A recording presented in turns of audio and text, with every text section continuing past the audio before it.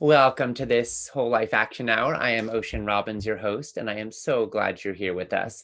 Today, we're going to be looking at the nutritional science of whole foods. Nutritional science has, for a long time, been stuck in this reductionist mindset. It looks at food as if it's a bunch of isolated parts or chemicals. But the truth is that the whole is like a symphony. All of the parts fit together and create a totality of experience that is greater than the sum of its parts. There's a synergy to whole foods that's profound, and modern nutritional science is just barely beginning to understand how this really works. But unfortunately, the reductionist mindset has had a terrible cost. It's been profitable for companies because it helps them market and sell packaged products, but it's been bad for our health and devastating for so many lives. Fortunately, one of the great leaders in helping us decode this breakdown and understand how the body works is here with us today. He's Dr. Colin Campbell. And Dr. Campbell has been at the forefront of nutrition research for more than 40 years. He served as director of the China Project, which is widely considered the most comprehensive study of health and nutrition that's ever been conducted. He's professor emeritus of nutritional biochemistry at Cornell University. And Colin has 70 grant years of peer-reviewed research funding. He's authored 300 research papers. He's co-author of multiple international best-selling books, including The China Study, and his latest fabulous book, The Future of Nutrition, an insider's look at the science, why we keep getting it wrong, and how to start getting it right. Colin, thank you so much for being with us today. It's a pleasure. I'm looking forward to it. Fantastic. Well, the institutional emphasis on individual nutrients instead of whole foods as a means of looking at nutrition has had catastrophic consequences. Can you tell us a little bit about that? What is the impact of this fallacy? Well, actually, my research really started over 65 years ago, so I've had another 25. Okay. Research, and that's relevant because in the beginning, I was actually in the business of promoting the consumption of more animal protein. So that was my background. So I had quite a journey, sort of first discovering that that's not quite true, and then doing my research actually on that question concerning, is animal protein really good for us? So that was this sort of central theme that I worked on over the years. But yes. In any case, you were asking, what? Sorry, I missed that. Sorry. Could you say it again, please? My phone is. I turned it off, and I don't know what's going on here. But anyhow, I now lost the sight of the question.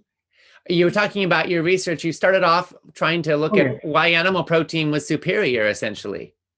Right. That was the idea. And I came from a farm, and where we milked cows, and that was all. And my doctoral dissertation was on promoting the consumption of animal protein. But then in the Philippines, I was responsible for a rather large project during the 1960s, having to do with coming up with some kind of solution for malnourished and starving children.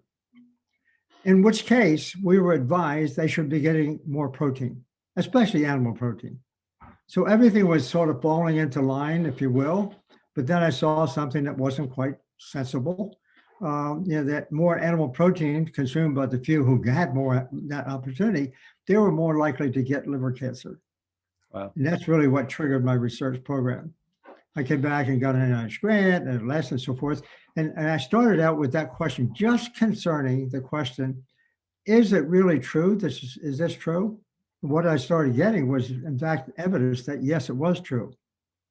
We could take animal protein, for example, and turn on experimental cancer by elevating animal protein. We could decrease it and turn it off.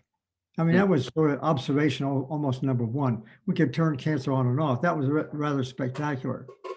But then going beyond that, we did lots and lots of studies to sort of establish that point. It also got us into the question concerning whether there's a single mechanism to account for an animal protein effect. And the answer is no. In fact, there's no single mechanism to account for any nutrient effect. They all operate with a whole plethora or a tsunami of mechanisms all working together. That's what gave rise to the concept of, in my view, holism.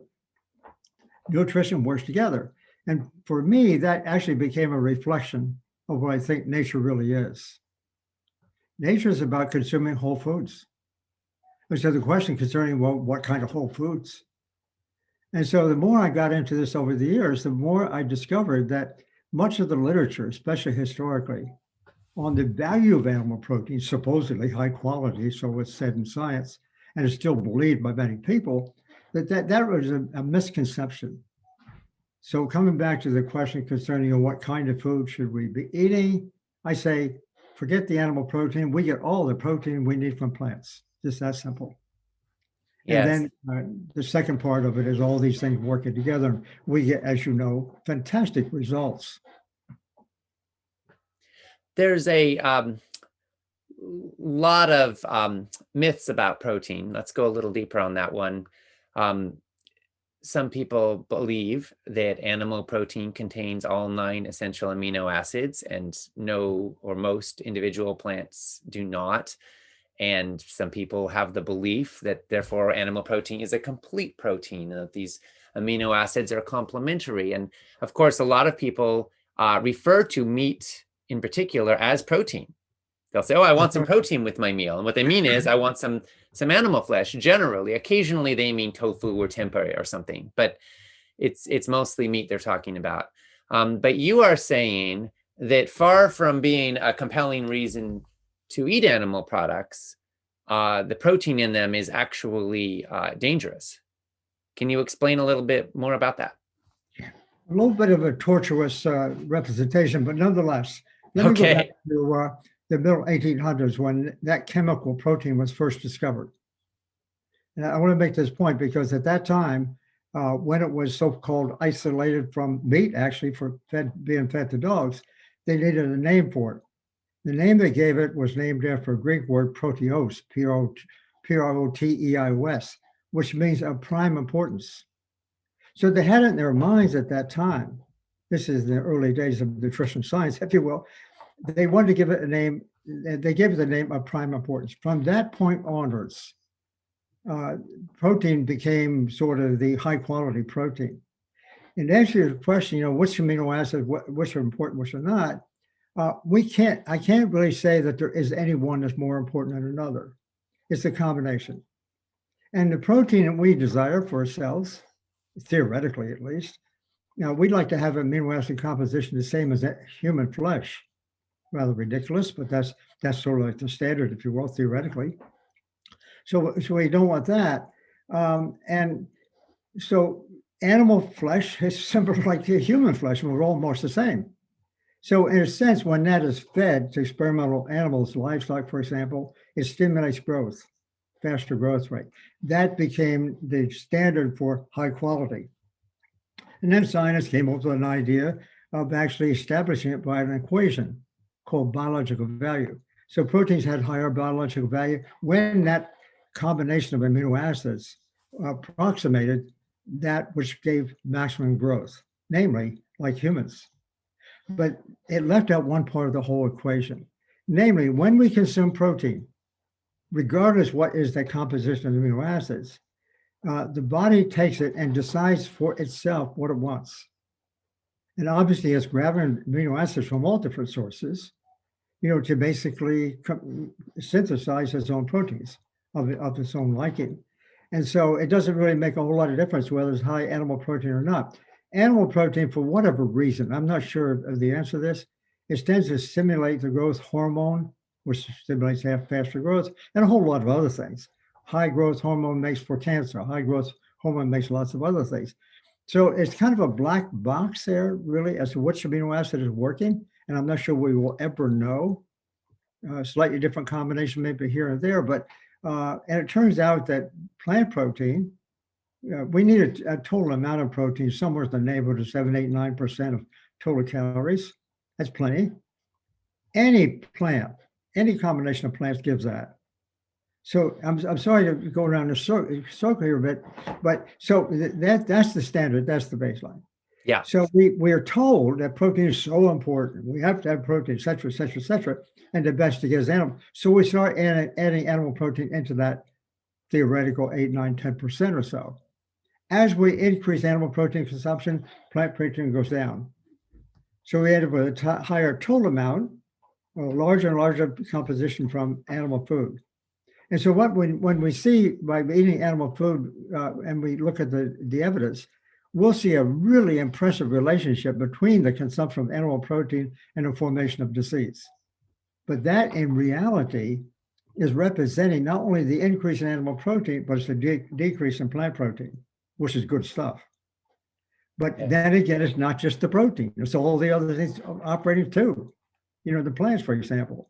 So it becomes pretty complex. And I really hesitate to come down with, specific numbers for specific this or specific that or anything else. It's really a pretty simple representation. It's a great scientific discussion. People want to sit around and talk about the various parts of that question. But the idea is just simple. We just don't eat animal foods. We don't need animal foods.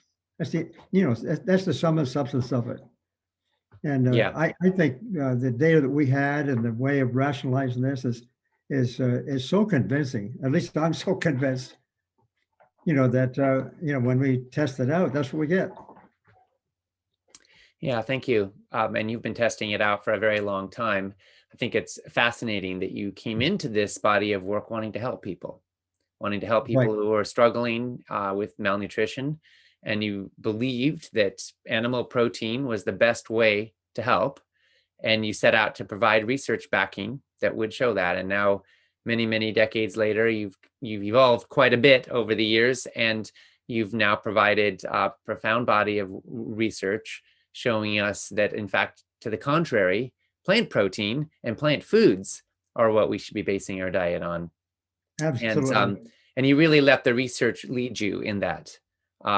Let the data lead you along the way, even when it must have been very inconvenient at points, because it was changing the way you ate and probably the way you thought, and probably a little unpopular at times with your colleagues who weren't quite on board yet with some of what you were learning. Absolutely. You're absolutely correct. I mean, the results that I got in the beginning, I didn't personally quite believe, given my background, my personal background, my early training. It didn't fit with what I knew and what everyone else knew in my sphere. And in fact, when I got into this business, and I have to say, we're using experimental animals to do this. It's the only way we could have done that kind of research, incidentally. But in any case, when I started to get into that, I was told by my colleagues, the more senior type of people, don't go there. Don't go there. And so I had an early alert, be careful. And I sure did hear a lot about that. The more I got into this question, so it wasn't, as I say, it was almost, I was working for over 2 or 3 years to almost essentially disproving my original beliefs. Right. In an environment that I was told, don't go there. So it was quite a journey, and it taught me a lot about what science is and how we should use it, and and so it went over the years. And the only reason people ask me that question, why did you do that? Why did you put up with all that stuff? And I have to give credit to my dad. My father was a farmer. He only had a couple of years at formal education. I'm the first to even go to college.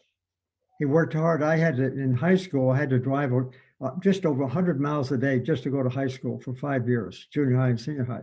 So he was really investing in me to do something more with my life than just be a farmer.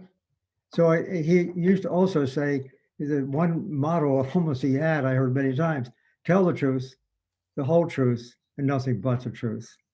And I do really honestly, I fall back on that advice of his. And so when I ran into this difficulty of trying to negotiate an altogether different scene, that's what led me. It's pure and simple. I could never veer from that. And so even challenge my own beliefs, that was put to the test. Yes. Well, thank you. Thanks to your dad for that advice, and thank you for telling the truth for all these decades. You've helped so many people, and some of them are in our audience. We've received a bunch of questions, so I'm going to go ahead and share some of them now. Carol said, thank you. I saw the movie Forks Over Knives, and it was so compelling towards whole food plant-based eating. Thank you for your decades of research and sharing your knowledge. She said, those of us who are amateur athletes want to know how to substitute healthy, whole foods, plant-based foods for more energy and great sources of protein for workouts and races. So she's asking, what are your top 5 or so favorite plant-based protein sources for high energy before and after workouts or races? I can't be very specific about that because once again, it comes back simply to just eating plants and the variety of proteins that they have. As far as supplementation is concerned, I have had an opportunity of working with some really world-class athletes in all the major sports. I'm talking about Hall of Fame type people. And at first, they were asking me the same kind of question. But what they actually discover is that they don't need to worry about it that much. If they just simply switch their diet, and I have some fantastic stories to tell on that point, even when they're at the peak of their condition, they improve just by changing their diet. Now, which protein does what? We can't say that. But the interesting part of that question, incidentally, is not very well known. This was actually the superiority of a plant-based diet for athletes was shown over 100 years ago. This is not a new story. It was shown at Yale University. 2 books were written on it. Really quite elegant experiments for those days when it compared, let's say, athletes with and without, let's say, the increased animal protein consumption. And very clearly, it was really pretty astounding. Physical performance in terms of the strength and endurance and so forth and so on was superior among those who were eating plants. That was done in 1904 and 1907, 2 different books.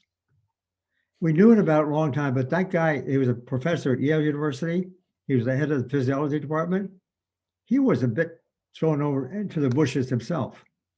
And no one paid much attention to him until 1943, actually, many years later after he had passed. But so it's an old story, but coming back to the question, what kind of protein should we consume? Should they consume? I can't really say one is, I would suggest not animal protein for sure, not whey, not casein, and so forth like that. But and I do have friends that you may know too, Brendan Brazier, for example, and others. I got to know some of those folks and Scott Jurek.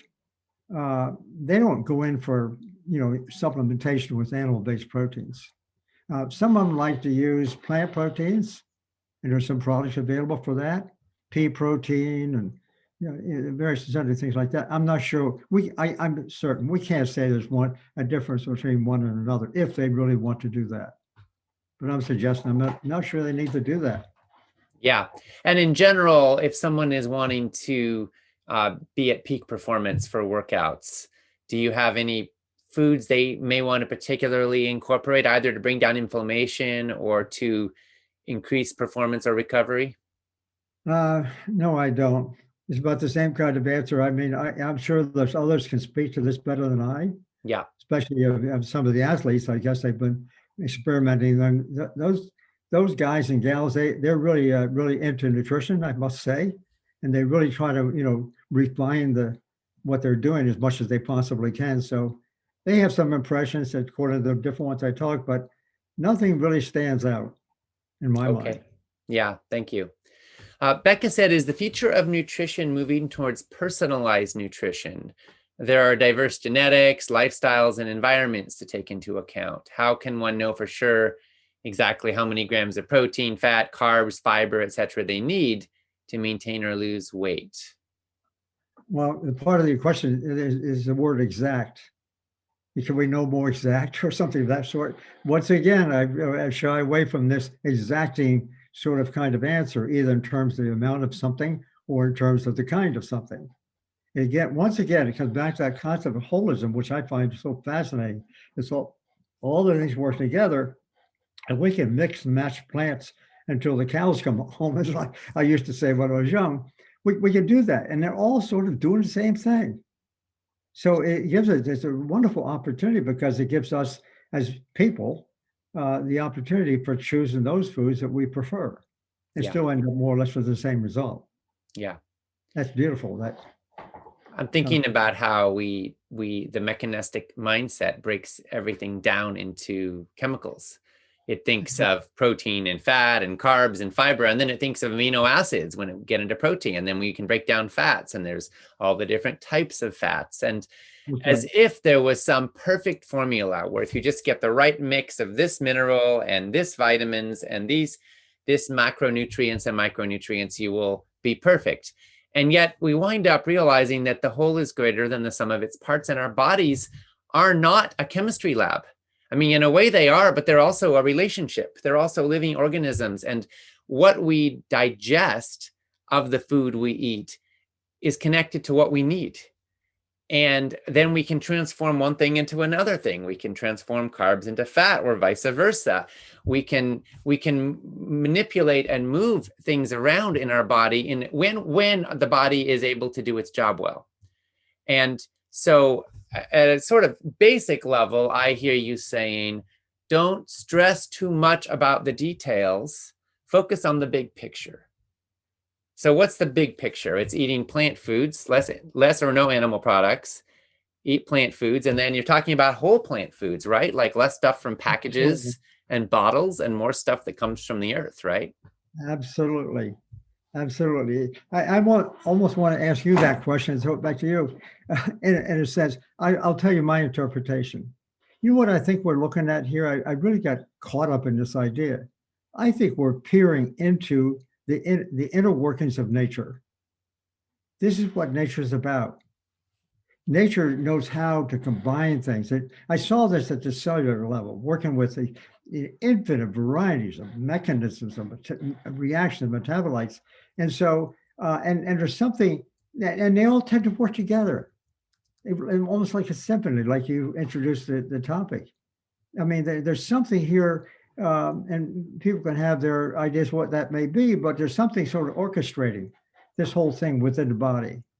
I call it nature because nature has had a few million years to develop this idea. And gosh, I can list a whole lot of different mechanisms. This does this, and this does that, and something else, and this directs this, and this inhibits this, and so forth and so on.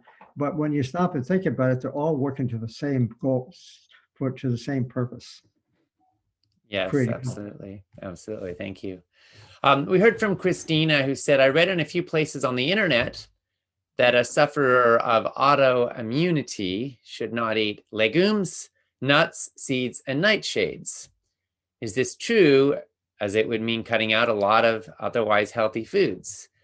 And is there an established list of foods that are good for autoimmune conditions or that are not? Any thoughts? Well, that's a good question. And there's some clinical evidence, of course, to show that there are certain individuals, they do have allergies. We have allergies, and which varies from person to some extent. Allergies seem to be more problematic when people are consuming an animal food-based diet. Whether it exacerbates the symptoms that are being produced or not, I can't say for sure. But we have to admit that people do have some allergies. And one of the principal allergies is the Bell syndrome. The various things like Crohn's disease, for example, and that sort of thing. But there's a fairly small number of people, and we don't know exactly why they have this problem, where it came from. And the best solution is just to avoid those foods. I can't, and so we can think about, some people claim, in fact, my brother-in-law had an allergy to watermelon of all things. He'd react within about 10 seconds. And where did that come from? Yeah. I mean, I haven't heard of that too often. Peanuts for some other folks. Wheat, of course, is one of the more common ones, I think. Milk too. And so how do you, I mean, I don't know any way to answer that other than for a person who has a difficulty of that sort, do a little experimentation, discover what it is that's causing their difficulty. And if they don't, if they can avoid that problem by not eating that food, fair enough. And without our knowing exactly how this darn thing works. Yeah, absolutely. And I'm not aware of much research on, of course, if someone has an allergy to anything, then that's critical information. But sure, legumes, nuts, and seeds and nightshades are not widely correlated with autoimmune conditions. No. And I will say that some of the top, autoimmune conditions are essentially, to grossly oversimplify, they're like the body attacking itself. It's a little bit like the police are out and they start attacking the citizens because they can't tell who the good guys and bad guys are. And so one of the critical issues is to calm the body down, because usually it's fueled by inflammation. And Right. so some of the top anti-inflammatory foods, based on some of the research I've seen, are cacao, acai berry, leafy greens in particular, kale and all the leafy greens. Maca, it's a South American root that has potent anti-inflammatory properties. Turmeric is particularly strong. Curcumin is an active compound in turmeric. Of course, it's the whole plant that you're looking for, not just the curcumin, but it has tremendous anti-inflammatory properties. Also, ginger, interestingly, can be strong with anti-inflammatory impacts. And then omega-3 fatty acids, so especially like flax and chia seeds, can be beneficial as well. So these are some of the foods. There are many. And then you want to get away from the inflammation drivers, which of course are anything you're allergic to. And also, I'm sure, Colin, you would agree that animal protein can be inflammatory, and Absolutely. as well as sugar. Yeah, we did some work on that too. Of course, again, experimentally in the laboratory with laboratory animals in this case. But when we gave animal protein, and then for one thing, that would stimulate an activity of an enzyme called mixed function oxidase. It's an enzyme that metabolites all kinds of drugs and things like that. But in that process, this oxidation process, it kind of spills out some of these free radicals, these oxygen reactive species, we call them. And that's inflammatory. In fact, increase in animal protein increases the production of these reactive oxygen species. Inflammatory agent, one of the most commonly known agents that causes all sorts of problems. And so animal protein, yes. And the thing is, when we're consuming animal foods, not only do we get that increased production of those reaction oxygen species, at the same time, we're consuming less plant foods, and plant foods have the antioxidants. So, we're getting a double hit.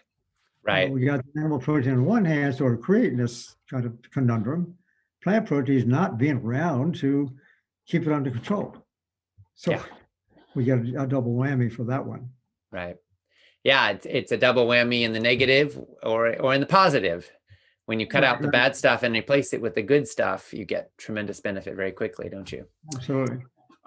We heard from Kathy. This is really more of an appreciation. She said, I'd like to take this opportunity, if I may, to express my gratitude to you and your son for publishing the China study. It was the catalyst that led me towards a wonderful and healthy whole foods plant-based lifestyle, including the exercise I needed. At 73, 18 months ago, I was heading to an old age battling high cholesterol, hypertension, a poor immune system, and heaven knows what else in the future. I read your book, and it led me to learn about what nutritional science could and ultimately has done to improve my life. I just want to say that I really hope you and I continue to live long and healthy lives. You to study and teach as you have done so wonderfully, and I to learn and reap the benefit of your efforts, and all the scientists and supporters of whole foods plant-based nutritional research. With the greatest respect, my thanks for all you have done for me and those who are willing to listen and learn. Well, tell her, I mean, she's obviously listening, I guess, in this case. Thank you very much. It's very much appreciate that. But at the same time, I get really excited about the fact that there's so many people now who are being able to discover that whenever they try this, for all sorts of conditions, there's nothing but good comes out of it. I find that very exciting. It's a way that goes beyond us as individual people. It goes to our societies and other big issues like that. So it's quite nice. Yeah, thank you. Barbara said, first, a thank you for a little 70-page book you wrote called Low Carb Fraud. It answers so many questions, and your straightforward clarity in it is a gift. In reading that book, any confusion on the carbohydrate issue, keto diets, etc., is put to rest. Here's my question. At your age, which is also roughly my age, What do you feel is most important for maintaining well-being? And are there one or two things that stand out? Well, obviously eating plant foods, and I say whole plant foods as much as possible. Making sure we get enough hydration. That's key. Staying active, physically active, and when we do that, we can stay away from drugs. I can say she said I was maybe her age. She probably knows what my age is. I'll be 87 in just a little over a month. And so I'm still out doing things like this. And my dad, being a farmer, he actually had a heart attack when he was 62. He had a fatal attack when he was 70, which is very early. He was not overweight or anything like that, but he was eating high fat foods, a lot of animal foods. His brother died at 58 of a heart attack. So it's in my family. That's one of the things that kind of motivated me too, early in my early years. I have it in my family. And so there you have it. I mean, we most of us have our, we're bearers, suffering one thing or another, and this works. It's amazing. Yeah, it does. It Nice. does. Yeah, thank you. Mary asked if you could comment on the pros or cons of intermittent fasting. And Bill added also, what about water fasting? Any comments on those? Yeah, I don't know about the intermittent fasting. I've actually been trying to learn more about it myself. I find it a little bit intriguing. And the reason I do is I want to give credit to Dr. Alan Goldhammer on this. He runs the clinic in Santa Rosa called True North. I got to know him some years ago, 20 some years ago, when I had suffered a toxicological problem myself. And I've stayed in touch with Alan. And he is some authority. He's a really great authority on fasting in general. He can speak to the intermittent fasting as well as the water-only fasting for, let's say, some period of time, a week, 2, 3, 4 weeks or something like that. He actually takes people that long. And what I have learned is that if somebody has a real difficulty and they can't solve it just by diet alone, take a chance and try the fasting, whether it's intermittent fasting. I know it's becoming more popular, and I hear good things about it. Let's say it that way. But Yeah. to speak to the science of it, I wish I could be a little more definitive, but sounds good to me. One thing I just want to take a moment to appreciate about you. Almost everybody's got an opinion on just about everything, but after all your decades of research, you're always willing to say, I don't know, because you would rather your perspectives be backed up by solid data, not just by impressions or theories. And I just want to appreciate that about you. Well, thank you. The greatest thing I do know is how little I know. Yeah. So, The more we find out, the less we know sometimes, right? Yeah. right. Bill said, thanks for your dedication to health. Is grass-fed dairy healthier than factory farmed dairy? And he also asked, is there sufficient B12 in pasture-raised eggs? And how many eggs per week would you need to get B12? And how do you get your B12 vitamin? Well, first off, I don't see any great benefit, if any, from grass-fed beef or from range-fed chickens, if you will. In theory, one can make those kind of arguments that, there's less fat on them, for example, if we're assuming the fat hypothesis, which is not necessarily the best one, but so there's a little less fat. Sounds good. But in reality, I still like to go back to the research. And I really don't see from a nutritional perspective that there's really that much difference. Feedlot animals, yes, because they're being fed a lot of corn and they get a lot of the so-called omega-6 fatty acids in the process. And so they're kind of loaded up with extra fat that's not in our best interest. But on the other hand, I just don't know the data. That favors range-fed chickens or grass-fed animals, over the domesticated kinds. Yeah. How about with dairy products is what he was asking about. Same Dairy thing. products. Yeah. Once again, of course, I was raised, I milked cows until I went away to school. But again, dairy has changed a lot since I was young. We had family farms that was fresh milk. Since that time, we weren't using antibiotics, by the way. We weren't using hormones. And so that's all been introduced since I left the farm. And the hormones that are used to stimulate growth rate, especially in chickens and other animals, there's some evidence that that can stir up a little bit of disease risk for humans, but it's kind of weak because the real disease risk is coming from just the mere fact of eating that food in the beginning. Dumping a little extra hormone in it, if it gets it, it doesn't make a heck of a lot of difference, to be honest about it. The antibiotics that are used extensively, that's a serious problem. The antibiotics that's coming from the use in animal husbandry is getting into our water supplies. And we get a lot of exposure to that kind of thing just because of their use on the farm. So once again, these animals, I'm going to suggest the way they're kept now, they're less healthy. They're less healthy than what they used to be when they're out in pasture. And so we have to worry things about in milk. In the case of milk, they get a disease called mastitis, which comes from irritations of their udders, essentially, and bacterial infections. So they kind of have to give them antibiotics to reduce that. But when they're standing around the barn all day and that sort of thing, not getting exercise, it just stands to reason, that those kind of risks arise. And they have to take care of them. So there you have it. We have more antibiotics in the milk. So it sounds like you're saying that, I think, I'm sure Bill is aware as well of the horrors of industrialized dairy production. Right. It sounds like you're saying that grass-fed is certainly more humane, like the way your family did it when you were growing up. More humane and probably less detrimental health-wise. But do you think that that there is health benefit to consuming dairy from that type of a healthier farm situation? No, I really don't. I really don't. I think if there's any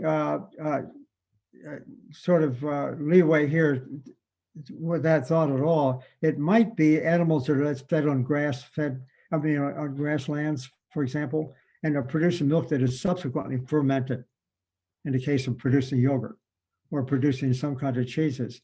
And we do have some evidence that of all the dairy products, yogurt and cheese, certain kind of cheese, we can see some benefits according to some research.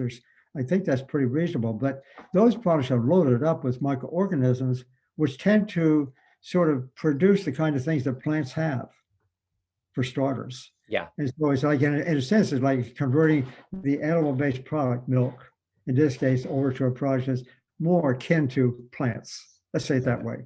Right. There's another part. Where did I get my B12 from? B12, and is there sufficient B12 in pasture-raised eggs? Well, B12 for sure, as we all know. B12 is not produced by animals, us included. We don't produce B12. Neither do other animals. So it's not coming from the animals themselves. It really comes from the organisms that we harbor. In the case of ruminants, very large stomachs, they have an enormous population of microorganisms that actually produce the B12. So we see it in the milk. We see it in the flesh a bit. Sounds good. We're not quite able to do it to the same extent. B12 is actually produced by microorganisms in the soil as well. And so in the olden days, we had gardens, we pulled the stuff up the ground, and we weren't so scrupulous about cleaning them and all that sort of thing. But we probably got B12 that way. So I end up, my impression is that we probably should take a little B12 along the way, because we're not getting it from the soil that we otherwise would have consumed in years past. We don't need to eat the animal food to get the B12. That doesn't make really any sense to me. Because then, okay, so theoretically we might be getting some B12, but look at the loss we incur by doing that, from the other part of the food. Right. Yeah. Thank you. Linda said, I'm 73. There are only a few vegetables I like. I really want to be whole foods plant-based to improve my failing health and to be a better citizen of this planet. What are some methods for convincing my hijacked brain to enjoy the world of greens and beans? Well, my first thought on that, and of course, we've all been asked that question many times. I had to go through that myself. Our family did. We all did. In my family, we have a large family. The one thing that I think kind of stands up for me by way of advice, if you will, is this thought that once we get there, the food really tastes good. It really tastes good. And so we know this from just the sort of the development of biological changes. If we switch, in theory, from let's say a poor standard American diet over to a whole food plant-based diet, we may not see the full benefits until after, in terms of pleasure, until after, let's say, 1 or 2 months, maybe a little longer, because that's the time it takes for our taste preferences to change. If we cheat along the way a little bit, we go partly, I mean, some people, that's the way they get there, maybe. But if we cheat from time to time, it's making it more difficult, to actually make that total switch. And once we make the total switch, now we got a new experience. And at that point in time, we look back at meat and say, how did I ever eat that stuff before? Kind of thing, or, that we crave a salad. So that's the way it works. And it's just a phenomenon of biology that we have to let our brains, get wrapped around that idea. And it takes a little while to get there, maybe for some people, more so from some than for others. Absolutely. One thing that I find encouraging is research telling us that taste buds actually can change. So, Linda, good news there. Literally, your saliva will change. And there are studies showing that people who eat kale, for example, the first few times they eat it, it tastes really bitter to them. By about 10 times in one study, after about 10 times of eating kale, their saliva the configuration of their saliva shifted and it started to taste more sweet and less bitter. So they literally had a different experience of the exact same food because of that shift that happened, because their body was in a relationship to the food and it was learning to interact with it. And when you've eaten a certain way your whole life, it does take some time, but the critical thing is to keep doing it and your body will adjust. Salt's another good example where when you eat a lot of salt, your body tunes it out. And so I have a friend who eats no salt. And he was over at our house and I gave him something that had a little bit of salt in it. I didn't think it was salty at all. And he couldn't eat it because he was like, oh my God, this is so salty. And he wasn't like playing games. It genuinely tasted too salty to him because his taste buds were not accustomed to it. And so a tiny little bit was intense. But the interesting thing is his culinary life is quite rich. He has, because his taste buds have expanded to include all kinds of other things that I'm probably missing when I've got salt in there. That it's kind of like if you're listening to heavy metal music, you're not going to hear the birds singing, So when you tune out some of certain flavors that are, sugars and oils and salts and so forth, then you have more space to start to take in other kinds of flavors. And over time, you will have more appreciation for those foods. I think you just gave a great answer.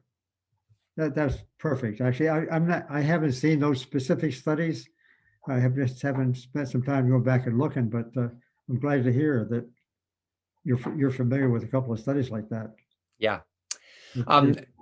Donna said, I found several recipes I love in the China Study cookbook. I think my two favorites are the lentil loaf and the Thai pineapple curry, both of which I've been able to share with my coworkers during team lunches with great success. I'm still new to increasing my plants and decreasing animal products, but hope to continue on this path. My questions are, number one, where or how can I learn how to discuss the nutritional benefits of different ingredients? She wants to be able to advocate for foods, and she's wondering how to learn more about what the different foods bring. I can actually answer that one if you like. And then she also asked, do you plan to write any new cookbooks, and would you consider including talking points about nutritional benefits for the different ingredients for us newbies? Well, our daughter wrote the China Study cookbook, and she did, had a couple of versions of that. It's done well. But she's kind of into some different, more expansive ideas beyond that. Our daughter-in-law, though, has a really nice cooking show right now, if I can put a plug in for her, Kim Campbell. She wrote a book called Plant Pure Nation Cookbook. Comes after the film that her husband, our son, sort of developed. But she has a cooking show. I think it's once a week now, and it's really getting a big following. And she is really good with sorting that question out that your questioner just posed.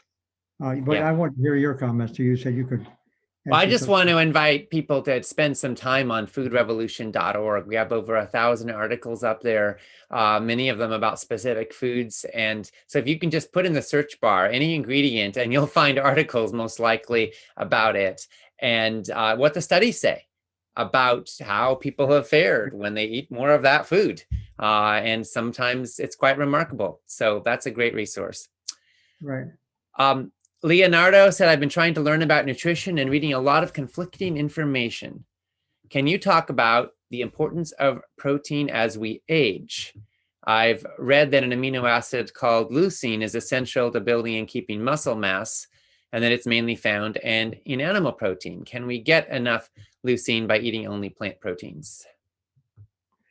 Yeah, it's possible. Being in research as long as I have, I can tell you any one day I could come up with 10 or 20 sort of observations that single things out to talk about their advantages. And in fact, and do it reasonably honestly, that if you do the research a certain way, you will see a benefit for almost everything, a benefit or something, a deficit, if you will. And so I don't know. I just think that I don't know how to, I'm back to the same space I was in the beginning. That as far as animal protein is concerned, eating for more protein for age with age.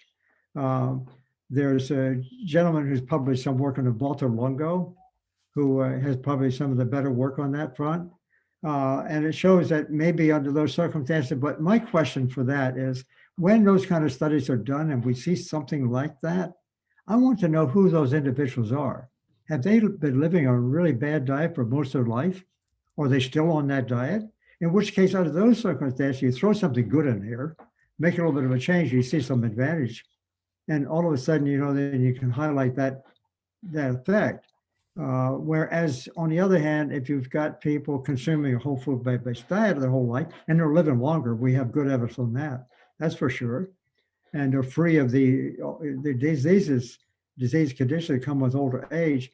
I'm not convinced yet that relation of protein for older age is important. I don't really see that. And well, I'm still keeping an open mind on that. For some very legitimate folks who believe that there is the evidence is somewhat convincing, but I don't see it. Yeah, thank you. Also, by the way, leucine is richly found in soybeans and in oats and in quinoa. Just as a few options there to lean into, perhaps, if you for any reason have concern about it.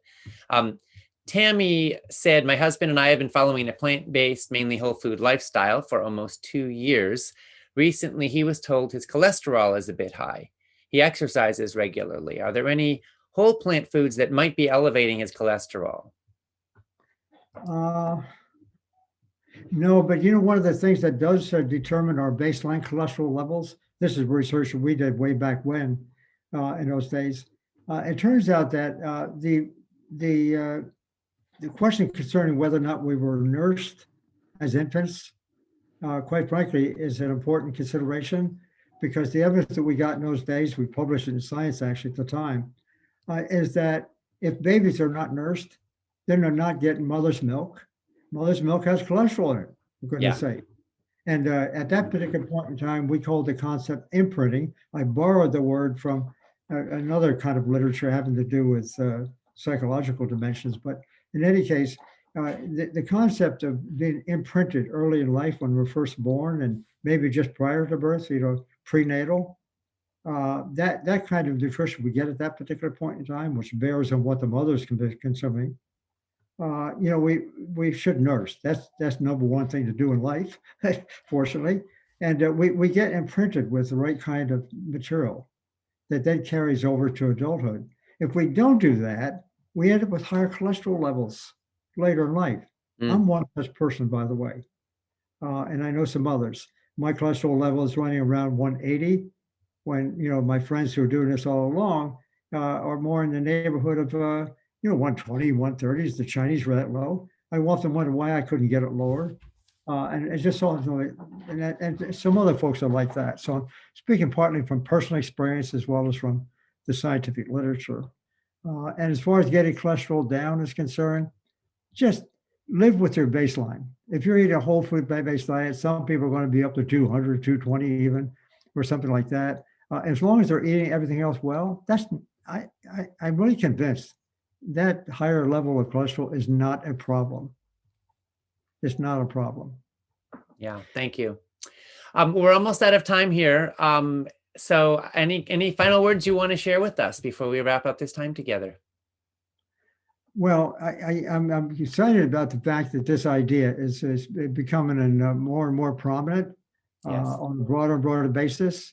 And I would like to suggest that this idea of deciding what is good nutrition, which kind of foods we should consume, realize that it's really possible.